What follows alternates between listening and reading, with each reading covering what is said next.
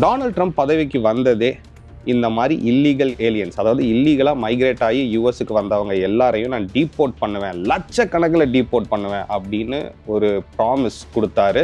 And அதுக்காக தான் அவருக்கு வந்து அமெரிக்க மக்களும் ஓட்டு போட்டு அவரை பவருக்கு கூப்பிட்டு வந்தாங்க. அவர் கூட்டிகிட்டு வந்த உடனேயே மெக்சிகோ, கொலம்பியா, வெனிசுவேலா, இந்தியா உட்பட இல்லீகலாக யாரெல்லாம் வந்திருக்காங்களோ அவங்க எல்லாரையும் டீபோர்ட் பண்ணுற வேலையை இம்மீடியட்டாக ஸ்டார்ட் பண்ணிட்டார். மற்ற நாடுகள், சில நாடுகள் அதுக்கு எதிர்ப்பு தெரிவித்தாங்க. சில உள்ளூர்லேயுமே அவங்களுக்கு வந்து அதுக்கான சில எதிர்ப்புகள் இருந்துச்சு. பட் டொனால்ட் ட்ரம்ப் பெரிய மெஜாரிட்டியில் இருக்கார்.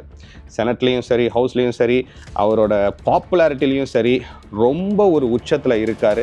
இப்போதைக்கு அடுத்த 4 வருஷத்துக்கு டொனால்ட் ட்ரம்ப்பும் அவரோட கட்சி ரிப்பப்ளிக்கன் பார்ட்டியும் வச்சது தான் சட்டம். ஸோ அதனால் இந்த டீபோர்ட்டேஷனை ஸ்டார்ட் பண்ணிட்டாங்க. அண்ட் இதில் இந்தியாவும் விதிவிலக்கு அல்ல. இந்திய மக்களும் நிறைய பேர் அங்கே இல்லீகலாக போனவங்க இருந்திருக்காங்க. அதில் இப்போ ஒரு பார்ட்டாக ஒரு 104 பேரை மிலிட்ரி ஏர்க்ராஃப்டில் ஹேண்ட்கஃப் பண்ணி கால்லையும் விலங்கு போட்டு கையிலையும் விலங்கு போட்டு மிலிட்ரி ஏர்க்ராஃப்டில் கொண்டு வந்து இறக்கி விட்டுருக்காங்க.